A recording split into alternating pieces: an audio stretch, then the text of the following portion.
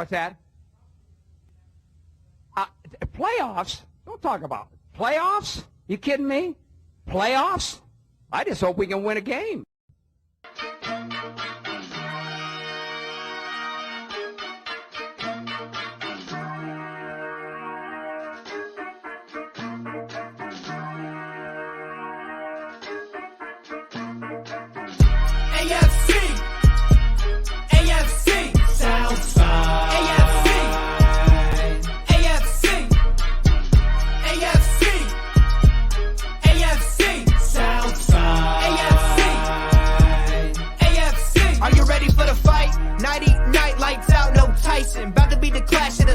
Strike like a lightning bolt. You feel the ground pounding, that might be the coast. Quick like a joke, like to hit when provoked. Don't you doubt that. That's a jaguar to a house cat. That's an outcast to a whole squadron. If you talking Houston, then we've got a problem. You'll probably get the horns if you mess with the cattle. Sit back in your saddle and get ready for the fan battle.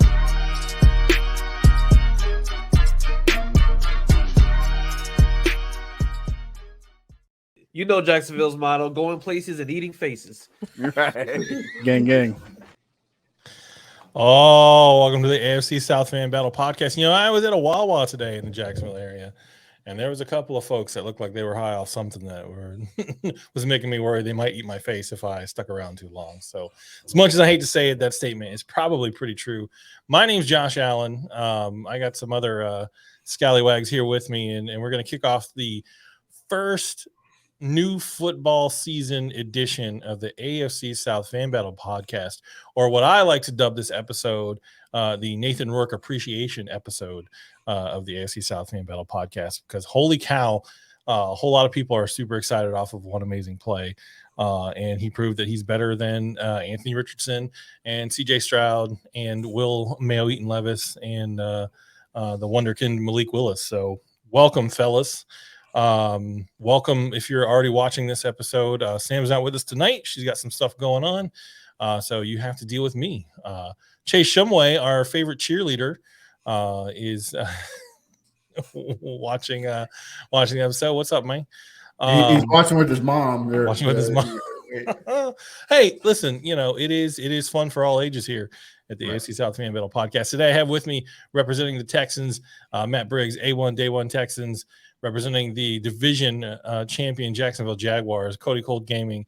I got my man Kendall representing the Mayo Eaton squad down there in Nashville, and a person whose name is as awesome as mine, Josh Senior, representing the Indianapolis Colts. What's up, gents? What's going on, brother? Glad to be here finally, right? Representing the kings of the AFC South and the kings of the preseason so far, baby. What's up? Let's go. The Jacksonville Jaguars. That's right. It sounds like you're doing a concert over there, man. Right? Yeah, man. What's up? I thought you were doing a concert. He looks like he's going to do a stand-up set.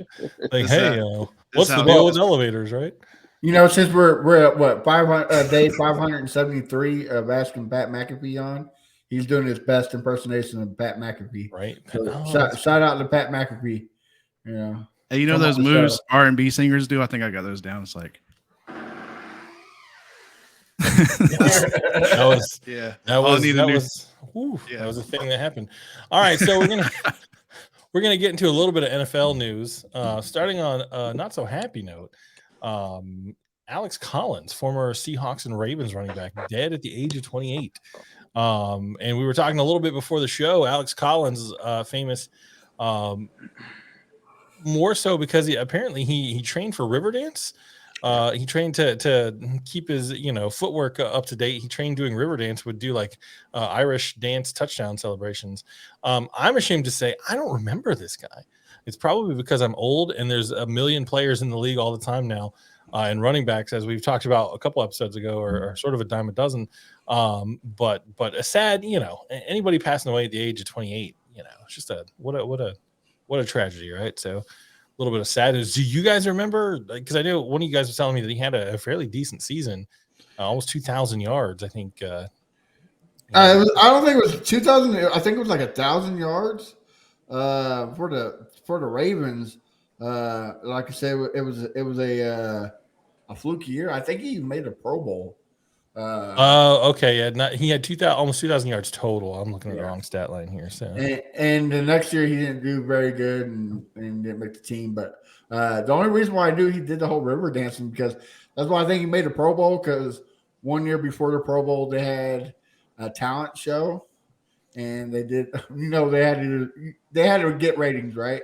So for his talent he did a river dancing. It was pretty cool. wonder what Deshaun Watson did for his talent show. It was under an OnlyFans account. What was his last name? O'Connell? Farrell? What was it?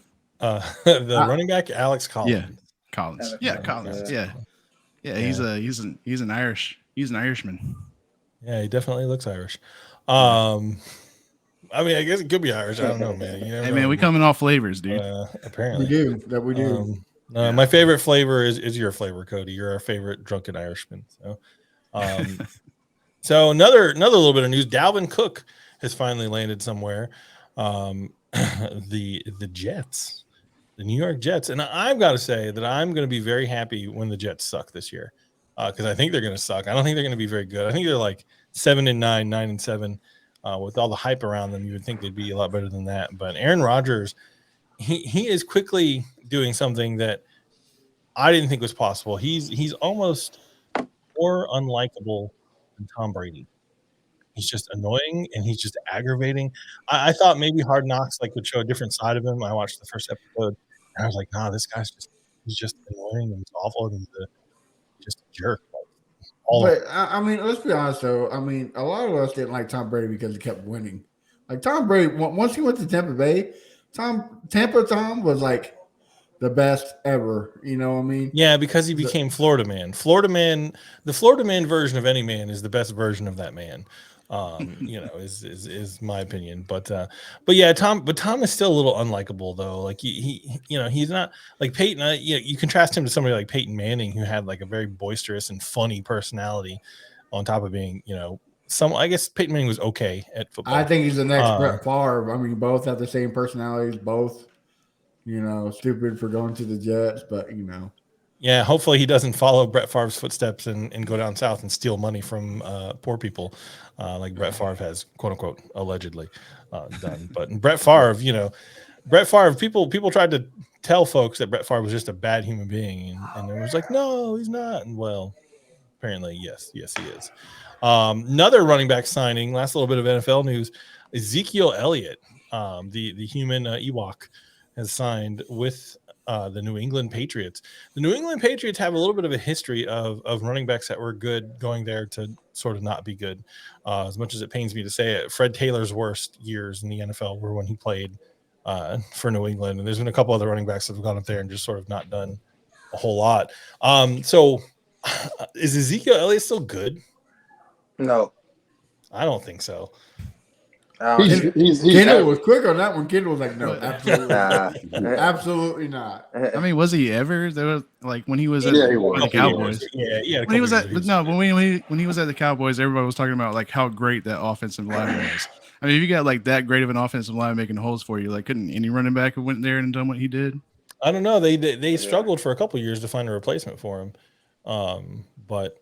I mean, now they got a short guy doing the same thing, tearing us up. I think Tony Pollard will be good. Yeah, Tony Pollard. Yeah. We'll see. Deuce Vaughn was interesting, in that preseason game. We'll talk about that in a little bit, but he was also playing the backups, right? But a guy, short guy. That's an interesting juxtaposition. A very short man. Versus all these people who are taller than average, playing defense. Guy's got a low center of gravity. And I'm not saying he's going to be as good as Maurice Jones-Drew, but it reminded me of times that I remember Maurice Jones-Drew where people would just pile on him and he would just shoot out from underneath them somehow, like a little kid breaking free of his mom trying to make him take a nap, just like, no, I don't want to take a nap, running down the field with the ball. But Deuce Vaughn is 5'5", by the way. Oh, man. How tall was Darren Sproles? He was 5 in that area. 5'6". He was one inch taller than. He was in that area. Yeah. And Maurice Jones-Drew was 5'7", so not that much taller, He was a freaking bowling ball though. Dude was strong as a mug. I don't want to talk about it. Yeah, the Colt Killer, aka Mercy Jones. The only person I think did more damage to the Colts than Mojo was Josh Scobie. Josh Scobie loved nailing crazy field goals against y'all, but yeah. So Ezekiel Elliott, I think Dalvin Cook will probably have a better year than Ezekiel Elliott. To me, I think Dalvin Cook's probably got more in the tank than Zeke does. I just tell you one thing: I'm tired of that stupid thing where he talks about eating or feeding him. Well, or Feed me, I just just feed can't me. stand it. he did though, because he gained all the weight, and that's when he fell off. Yeah. He did. Yeah. I mean, maybe after he beat up his girlfriend, she stopped cooking for him, so he had to go get fast food more often. I don't know. Hey, Oh my goodness. if there's any Cowboys fans listening, they're very angry right now. That was my favorite argument with Cowboys fans. Like, I guess he's good, but he's a terrible person because he beats his girlfriend. It's like, no, it doesn't. It wasn't true. Oh. I don't know.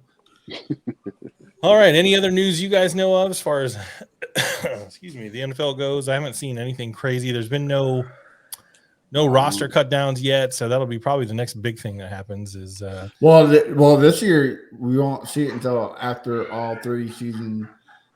Is it after all 3? Yeah, they got rid of the whole cut this so many, cut this many. It's all at the end of the preseason.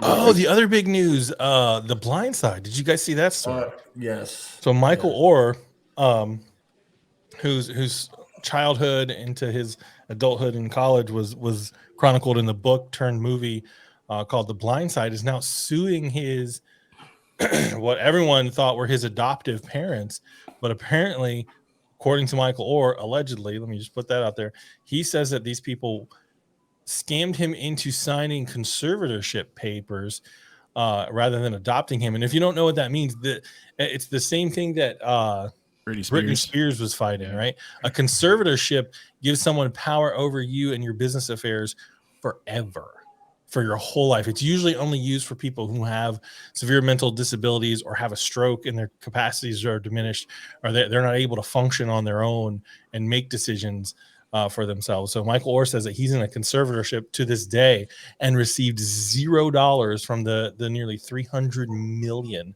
that movie made at the box office. Like, well, and not even that, the book sales. Like, he hasn't seen a dime from the book sale. It's crazy. And it was a New York top seller for how long? Like, bro. I don't listen. I don't know if it's true or not. I don't know. I read through what I could find of some of the allegations that he's making. It kind of feels like it might be true. Like, these people, if you go, like the lady, her name's Anne. I guess it's I forget. I don't know how you pronounce their last name, but anyway, the people, they're all the other 2 kids. They all have like these celebrity careers where they go do like, they're just basically they're like rich white Mississippi Kardashians. And like they don't really produce anything. They don't really do anything constructive. They're sort of like these little mini celebrities that have made a bunch of money off of it.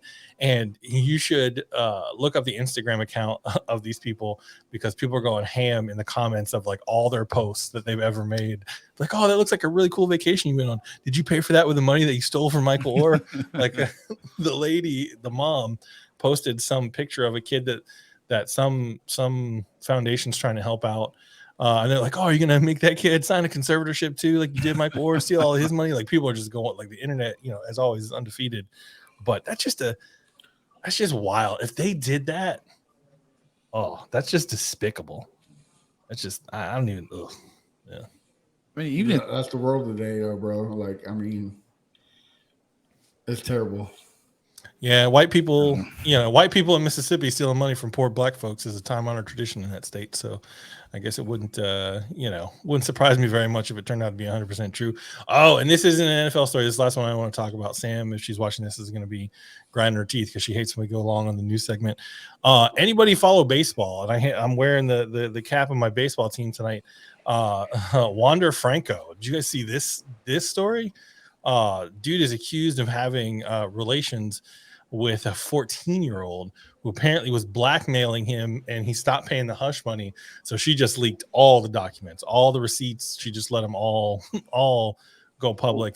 And this dude, if he did like 10% of what looks like he did, bro could go to jail. Not only is his MLB career over, but dude deserves to have actual real life, real world consequences. I can't remember a more shocking. Well, I mean that story. probably that Trevor Bauer situation, right? Where he tied up old girl and did Sean Watson things to her. Yeah, I forgot about that. Yeah. He deserves everything he's getting.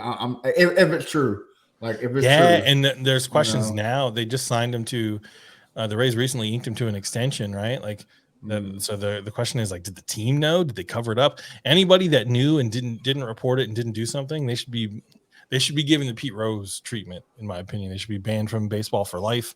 Shouldn't be able to be around the game anymore. Shouldn't be able to coach or do anything with the game. Like, if you knew about that and you did nothing, I'm not saying they did, but you shouldn't be around the games or schools. right? It's just it's disgusting. It's a disgusting story. And we talked about this in one of the chats. It proves my theory that I've had for a long time. The more tattoos you have and the higher they up are on your face and neck, the more likely you are to be a person who doesn't make good decisions to the point where you might end up in jail, right? Listen, if you want to have a face tattoo, have a face tattoo. But people, if you're having face tattoos all over and you're not thinking about, like, well, how's that going to look when I go for a job interview, or when I'm trying to, what impression does that give, of me to people? It's just crazy. So apparently that guy had a face tattoo. Is what you're saying? This guy, yeah, he has face and neck tattoos. Franco does all our. Benji, Okay. Don't be stupid. Nobody thinks that the Astros cheating in 2017 is worse than Actually, there. If you go like on the ESPN Facebook, there is idiot people.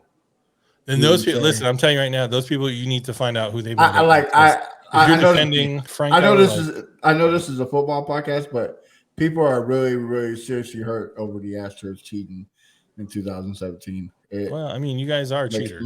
Hey, you cheat to win. That's why I'm a Tom Brady fan. Like, come on now. Well, welcome to the Deflated Balls episode of the AFC South Fan Battle Podcast.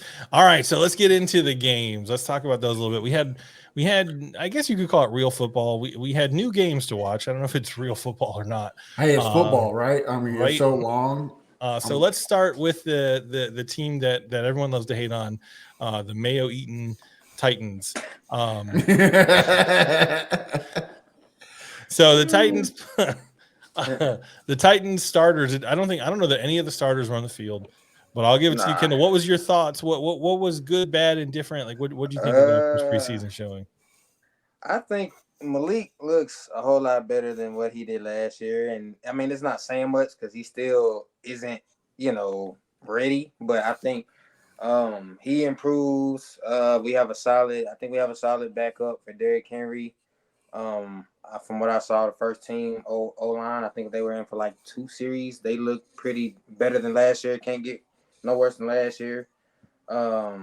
Defense, of course, needed help, but of course Chicago had their first string in for some reason. Justin Fields with 2 long screenplays.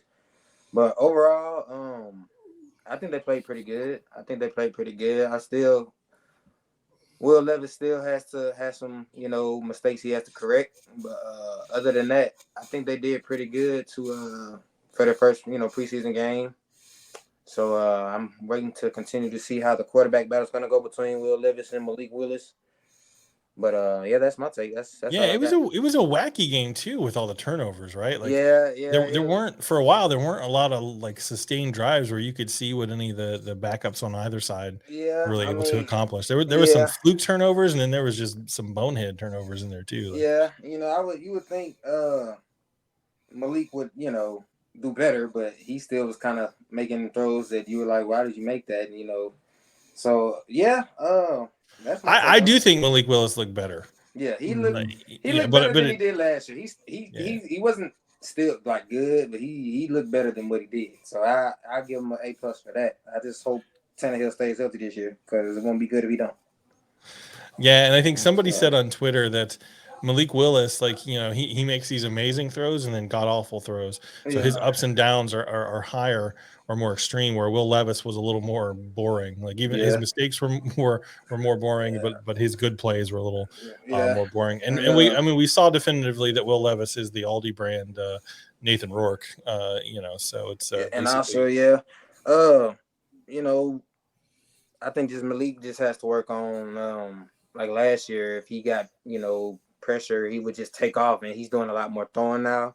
yeah. He missed a lot more opportunities where he could have ran the ball. Actually, his athleticism is bar none. So I think he needs to just work on reading better still and learning when to take off the run. Yeah, it's Yeah, weird to that's it. sit and criticize these guys when I know that, like, if we took the 11 best commentators from the from the Fan Battle Sports Network and took the 11 worst NFL players and we're like, all right, we're taking you guys down, they would beat us senseless. They would beat us like 87-0 in a game of flag football, right? But then you look at them compared to like other players in the league and it's like, oh, that guy sucks. Like, it's such a weird, like, the margin of like talent. It's funny, like you forget that it's like the top 1% of the top 1% of football players that you're watching, because they don't look as good as the best, but they're still better than 99% of human beings on the planet. I think one thing that shit though. yeah, oh yeah, for sure, I'd be running my mouth 100%. If I did even one single good thing against the worst NFL player, boy, I would. Yeah, the taunts would be ridiculous. But I think the one thing that I hated the most from that game was the fact that that Justin Fields threw 2 screen passes where the receivers did all the work and scored the touchdowns, and people were like, Justin Fields is the greatest quarterback ever. I'm like, dude, they're playing second, third string defense. What do you expect? DJ Moore, DJ Moore is still DJ Moore. I mean, that dude is a beast. Yeah. They showed the stat line for Justin Fields. It was 3 out of 3 completed passes, and it was 164 yards with like 2 touchdowns. And the way that that's worded out, you think he was out there slinging that rock down the field, right? But really, it was only 7 air yards for him. And it's funny the difference between a lot of the teams, like where some of them had the starters out and then others didn't. Like, it's weird. Like, so it's so hard to tell, like, who's really doing well and who's playing somebody who just isn't as good. Yeah. Well, that's what a lot of people. That's the bad thing about preseason too. Is a lot of people look at the stat line, and stats don't always tell the game, right? Like, just because they have so many yards doesn't mean that they're worth a damn. So right, you would say that with CJ Stroud back there. Or who was it? Was it the San Francisco quarterback that threw an interception right into the hands of a defender in the end zone, and the guy just bobbled the ball, and the receiver caught it? So that counts as quote unquote a touchdown, right? But that's not a touchdown throw, like, at all. Right. In the preseason especially, the stat line doesn't tell the whole story. So let's go to our next team where the stat line does tell the whole story. Let's go to the Texans. Matt Briggs, can you tell us how quickly will the Texans be moving on from CJ Stroud since we've determined that he's a bust? if that's the case, then everybody's a bust besides Nathan Rourke. Like, I mean, Nathan Rourke and Trevor, like, they're the only 2 that did anything worth anything, right on the field. Well, like y'all said, only 3 starters of the whole team played. It was a guard and a wide receiver, and of course CJ Stroud. Like, I mean, he was going up with second, third string O line. He was getting hit as soon as he hiked the ball. So he's a rookie. Of course, he's going to make some rookie mistakes. I mean, he was 2 for 4, 27 yards in interception. Yeah, and you can't tell me that these guys, even these high draft picks, due to have been playing at a high level in college, you can't tell me there's not some nerves involved that first time you step onto an NFL field with other NFL players, and because you were drafted so high, everybody's looking at you. So I do wonder with both. We'll talk about the Colts next, but with Richardson and and Stroud, if there was an element of just nerves a little bit, like butterflies in your stomach. And I think he does. Of course he's going to say it after the game. He's going to say the nerves got me. I mean, that's the only thing he really say. But the thing I'm going to take account for is the players on the other team. Like the guy who picked it off, he even says, Mills was the type of player. After the game, he went to him and said, "Hey, man, what can I do to beat that next time?" Like Mills is becoming a master of the game. Like he's learning from different people, and that's the only thing I can appreciate from my quarterback. Right? Instead of going out to massage parlors, and getting the rub down, he's actually trying to get his game better.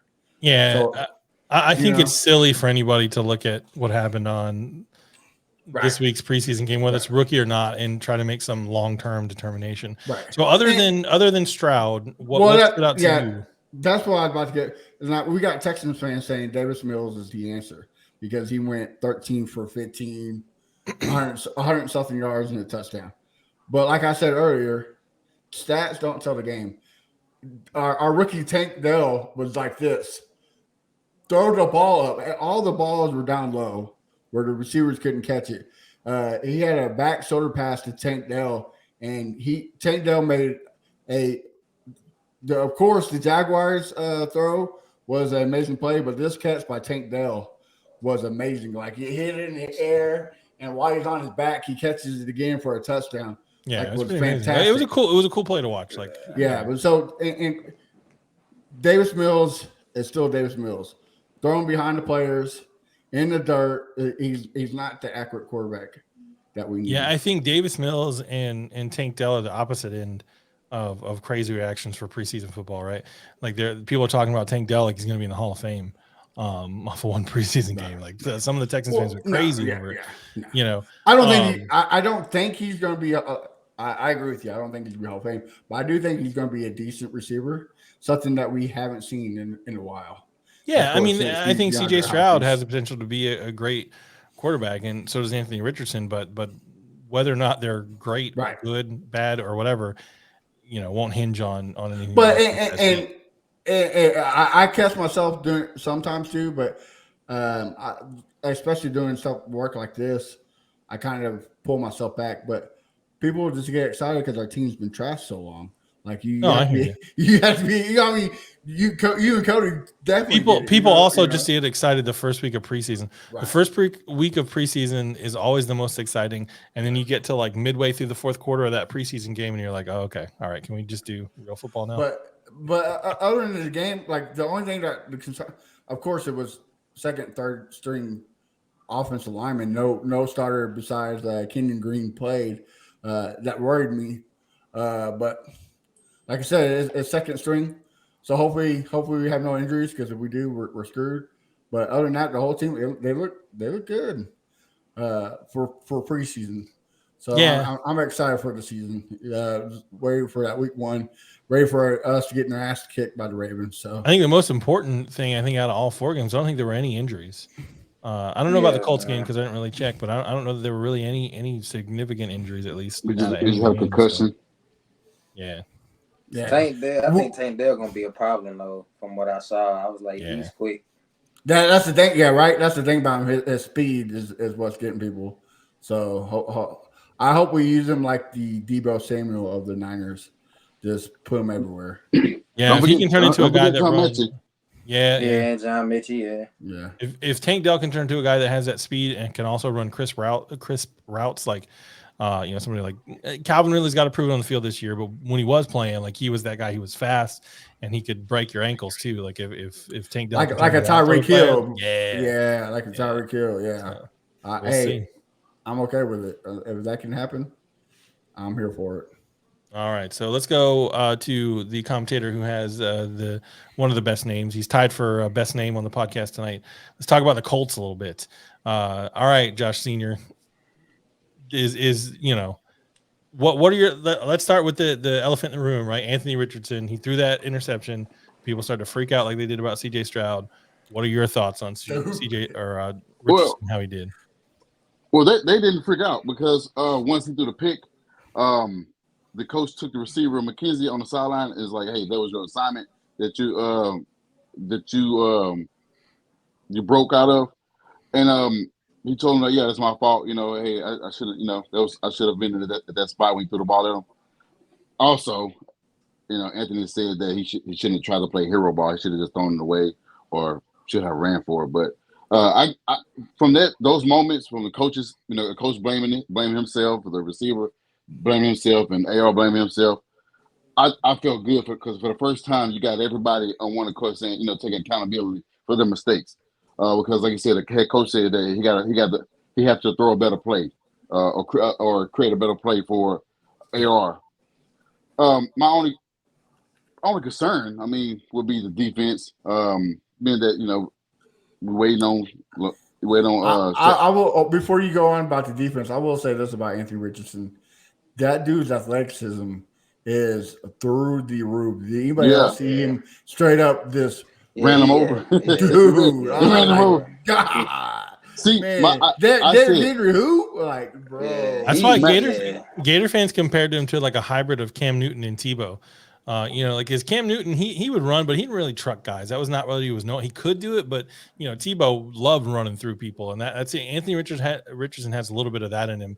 He had a few plays at Florida where at the end of a run, like he could have kept running, and he would frustrate Florida fans because it's almost like he would look for a dude to hit, So and you saw that in that one play where he trucked that poor defensive back that tried to step up to him. So I had to remind myself that it's preseason because. When I saw that play, I said, "Oh, holy shit! I never seen Andrew Luck tried this shit, but he got himself hurt. But I never seen anybody, from a coach quarterback love contact. He ran his ass over. Mm-hmm. So I was like, it's just preseason, just 7 yards. Okay, I'm not gonna get excited. Okay, it's just a one play.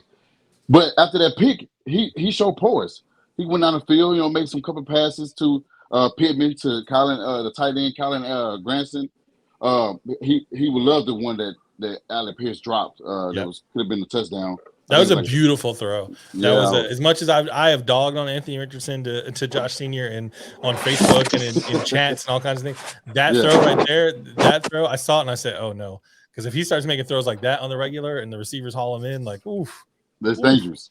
The offensive line still needs some work. I know there was depth line like Matt said his line is.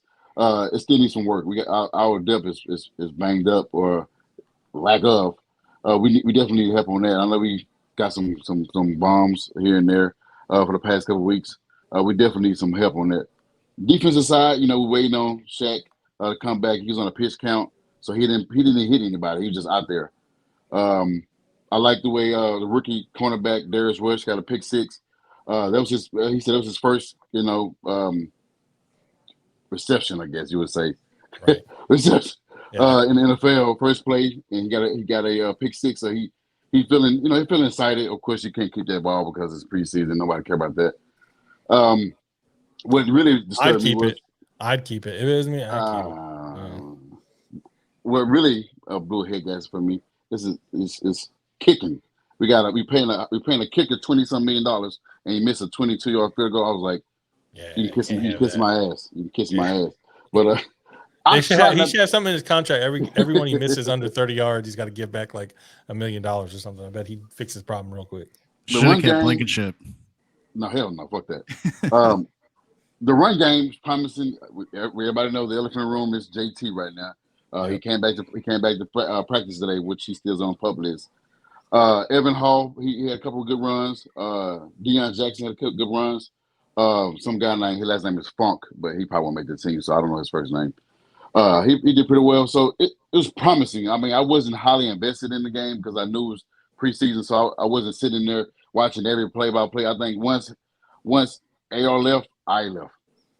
I wasn't heavily invested in it. Maybe the third game, if he does play a little longer, I'll be invested in it. But I knew they said they played like one quarter and they'd be done. I was done. Yeah, even the Jags game, like I was watching it, but it was on in the background while I was doing other stuff.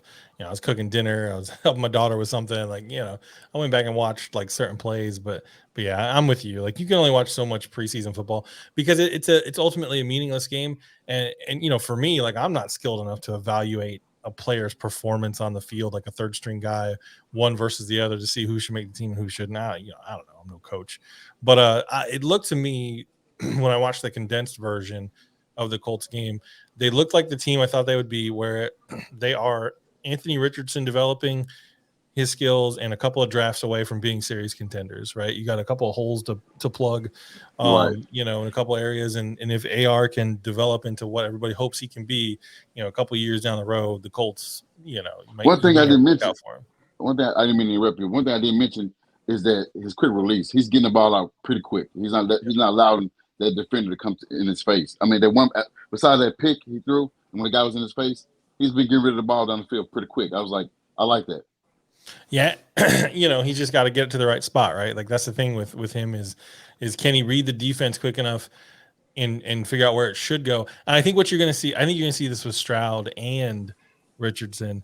They're going to have a couple of weeks where they're going to have an okay first couple of weeks, I think, both of them, and then teams are going to have tape on them, and then you're going to see defensive coordinators they're going to disguise some coverages, and you're going to see some egregious throws from both. And it doesn't mean that they suck. It just means that NFL quarterback learning to understand when he's being baited into a throw. I think you're going to see some of that, and you're going to see it like if Levis, God forbid, for the Titans, if Levis gets in, or even Malik Willis, I think still they're going to see some packages where they get baited into some throws that a couple years down the road. I mean, we even saw it with Trevor. I mean, his first year was a disaster, but even that Houston game at home last year, the Texans defense was baiting him into throws. That one pick that he threw in the end zone that literally made me throw my hat 4 rows down, and I had to go apologize to some lady because it hit her in the back of the head. I was so mad. But anyway, you see that with rookie quarterbacks and developing quarterbacks, but we'll see what happens. Again, I don't think I think you're stupid. If you look at any of those games and get too high or too low based on a rookie's performance in their first preseason game, I think it's a little bit silly, with the exception, of course, being Nathan Rourke, which brings us to our last game. How dare you just call out the whole group on Facebook of the AFC South fan battle? Oh, there's a bunch of dummies in there. How dare you? I literally, when I came back, I'd been away for a little bit because I had some stuff going on, but I came back and I literally said, "What's up, morons? I'm back," because it is filled with morons. Like, I love them all, but if you're not a Jags fan, you're a moron. I don't know what to say at this point. How can you look at the Jags and not want to be a fan? Hey, you said that, me having Josh, I shouldn't be part of the morons. That's true. You do get a Josh exemption. That's the only exemption outside of being a Jags fan. So yes, thank you for reminding me, sir. So that brings us to the greatest team under the sun, God's favorite football team from America's county, Duval, the Jacksonville Jaguars. Cody, take it away. Tell us how great the Jaguars I thought were. Sam was gone for the week. Bias, man. Listen, I've given compliments to all of the other teams. I've said good things about I said good things about the Titans even today. You did. I gotta give you that. You got to give me credit. I give you credit. All right, so depth. That was my key takeaway. We haven't had this much depth since, I would say, 2000. It is insane. So I'm going to start off with this. Like, one of the draft picks, Antonio Johnson, I thought that he would drop down to nickel, and then Gregory Jr. came and showed the out. Getting some, fumble recoveries and then punching the ball out close to the end zone. So that was insane. He's definitely going to be competing for that starting nickel spot with Trey Herndon. The other thing was, Trevor Lawrence throwing the INT. Yeah. Y'all saw it, right? But so did y'all's quarterback, so y'all can't say nothing. And y'all's quarterback didn't throw the touchdown or the two-point conversion right after. So in my defense, he wasn't the starting quarterback. Yeah, true. Yeah, but you wanted him to be. Same for me too. Same for me. I don't want Malik to be starting now. Listen, I'm gonna just be transparent and say, when Trevor threw that pick, I was so mad I turned the TV off for a couple minutes. I was mad. I was like, what? And I even said to myself, I said, why is he even in the game? Why is he? We know what he is what he is. That's what I wanted to. Why did y'all have Trevor Lawrence in the game? Why is he even in the game? Why did y'all start him? Why? He should have said that's how Peterson does it, I guess.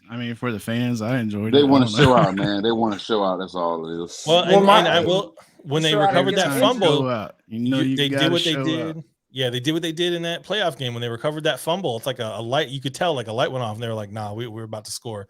And it was just they were just in business mode. But that first pick, man, that was so frustrating. Well, my thing is like, why have him out for so many drives? Like, one drive is good enough. Okay, because if he get injured It's over.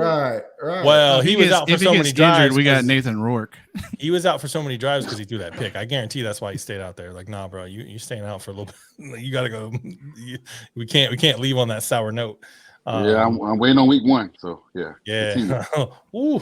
Yeah, We'll see. so the pick itself, it looked like he was throwing to Evan Ingram, and it looked like Calvin Ridley led his man over to. Yeah, but Trevor has to throw that ball away. And then this is what was said after, like in the press conference. Trevor said that the ball slipped, which is something I would have said if I was covering for a teammate too. Yeah, even so, you know, regardless of whatever they say, in that scenario, when you're running in that direction and you don't have somebody who's just wide open, where if you whiff on the throw, nobody can touch it, like a guy that's just completely with no defender around him, throw that ball away. If you throw make it away, that, you're out of the tackle box, you throw it away. I mean, there's some great quarterbacks in the NFL that could have made that throw. And it's the perfect time to try that opportunity in the preseason. I agree. It doesn't matter. All these interceptions, all these crazy plays, Titans not being able to cover, screen passes, interceptions from the rookies, interceptions from Trevor. That's where you want it, is in the preseason, right? Yeah, like, get all that junk out of your now. system, bro. Like, figure it out. Like, get all the mistakes on tape so you can get rid of those and fix them. But I just want to read you guys some scores from a few years ago. Here's my takeaway from the game. Is exactly what Cody said at the beginning. It's depth, right? There have been it was fun to watch a team when our backups came in actually hold their own against the backups of other teams. Because I'm going to read you the scores when it used to be a 4-week preseason back in 2019. First week of preseason, Ravens 29, Jags nothing. Eagles 24, Jags 10. Dolphins 22, Jags 7. Falcons 31, Jags 12. Right, like there, and that was like what preseason almost always was for the Jags, right? Like, as soon as the starters would come out, their backups would beat the brakes. It wasn't just the preseason; it was actually, during the season. We're talking about preseason right now. Oh, I'm sorry. You can make that. I was trying to. It was the same. But it does. Why are you so mean? No, that was funny. I because that's a valid point. It does translate into the regular season because some of these guys are rotating in. You do get injuries, right? So it was nice to see that it's not a total disaster. I don't want anybody on any team to get injured because I think injuries are just awful. But it's nice to know that we have guys that are competent, that are able to step in if they're called upon. Here's a question for you and Cody. I don't know who all the starters were. Who started on your offensive line? It was a combination offensive line that I don't think you're going to see in the regular season. So that what it looks like to me, it was definitely they were trying people out. They are swapping all now. The one thing that was great is the rookie. What's his name? Harrison. Yeah. He was road grading people on run plays. Like, there's one clip going around where he literally takes a guy, basically gets him by his armpit and just tosses him like a rag doll. Wow, I don't know if that guy was a starter for the Cowboys or not. Yeah, this is a freshman offensive line we're talking about that didn't get any first team reps in training camp because I was about to say that was the one question mark I had for you guys with the offensive line. Because of the suspension of Cam Robinson and the rookie and whatnot, they look pretty good. I mean, for the series I've seen. Yeah, I don't think the Cowboys had their starters in though, so I would take it with a grain of salt. We'll see next week because I think you're going to see more starters. I think Detroit's going to have some of their starters playing when our starters are in. Too. All right, go ahead. I don't want to interrupt you. Go ahead. I think next week will tell the tale more for that offensive line. We'll see. We got to play next week. So. Detroit. Right now we have Walker Little at that right tackle spot that Cam Robinson would be in. Okay. Yeah. Question, Kendall? Yeah, I was just gonna say for Cody, how do y'all think? Because I honestly don't know. I know, I think personally, non-biased, I think the Jags are gonna have a good offense with everybody they have, but I just think that.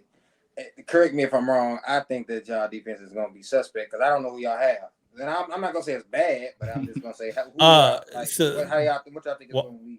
Yeah, I'll let Cody go first, but I have a very specific answer that I think for that. So we got some players that need to step up. Josh Allen is on his contract year. Trayvon Walker didn't do what a first round podcast and play some football. What a first round pick should do.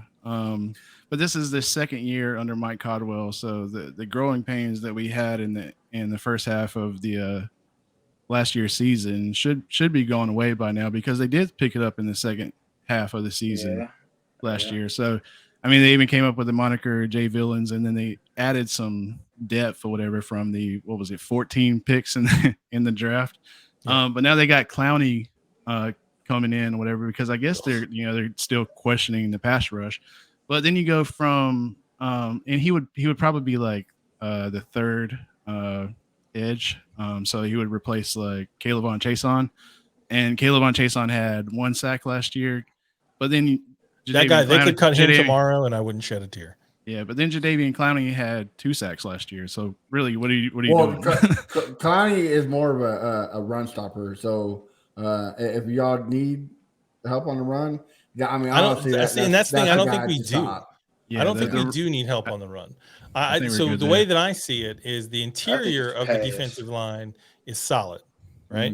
Yeah. The linebackers are a little suspect. The secondary is good. Like, are they great? I don't know, but the secondary is pretty good. So it's really I think everybody's sleeping on Tyson Campbell. I really do. Tyson Campbell is very good. He's we've got some guys on there. They're good. They're good enough certainly to win a division, right? And I'm not guaranteeing we're going to, but like they're talented enough, to be able to do that. The Jags defense will live and die on how they're able to put quarterbacks on their butt. We lost to the Kansas City Chiefs because the defense could not sack Patrick Mahomes or what's his face, the backup who used to be our backup, Chad Henne. We couldn't put them on their butts like that. We couldn't stop drives. We couldn't get any pressure on them. So to answer your question, the most suspect part is actually Josh Allen and Trayvon Walker, right? Okay. Like those guys, those edge rushing guys, because Devon Hamilton, Roy Robertson Harris. Yeah, Robertson.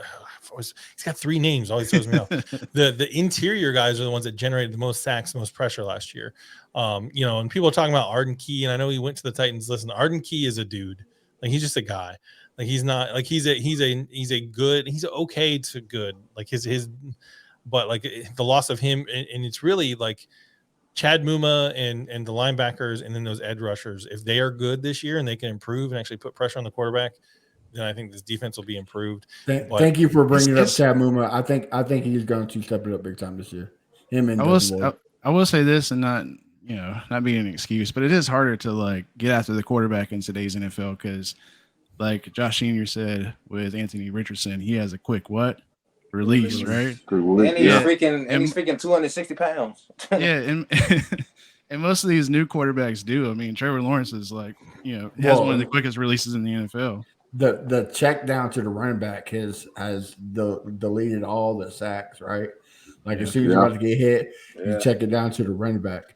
Yeah, but it's not even necessarily about like the sacks.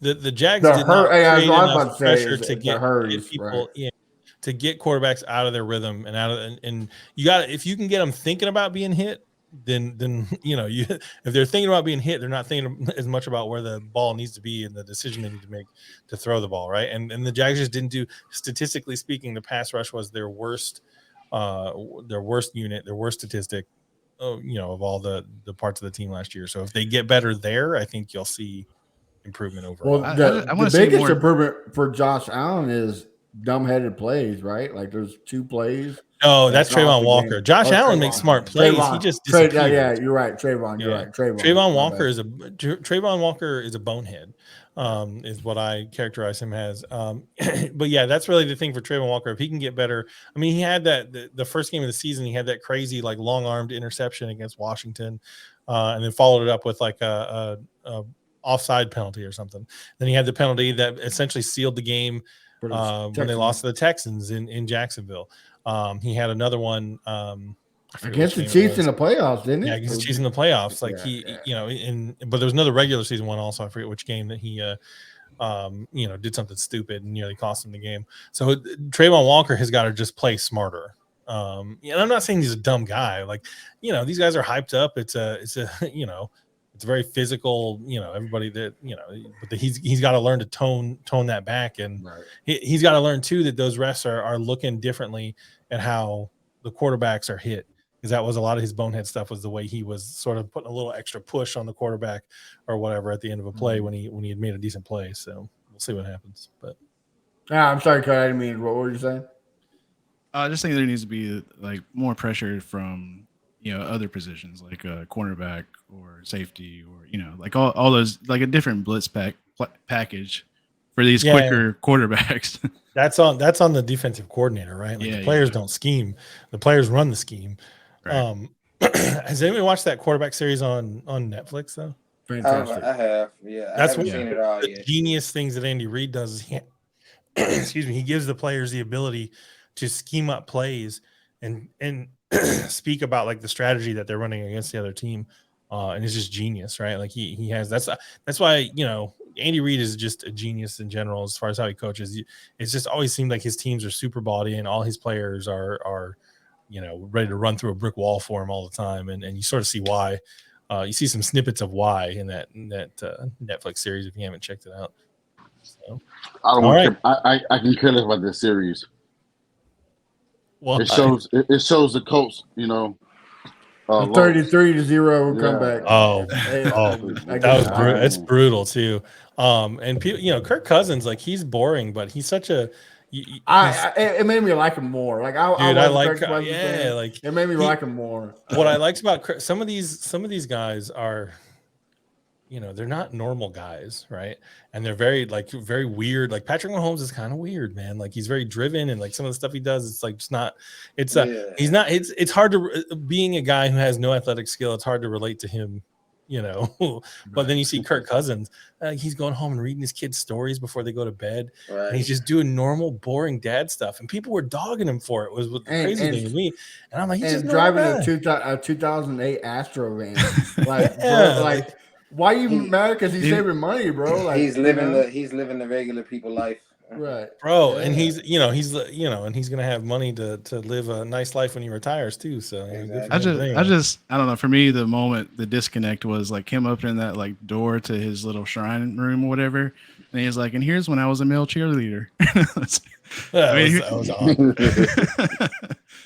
The only person that I hated from the whole series was Mariota. Like when he gave up on the team, I was like, "Yeah, I don't like this guy."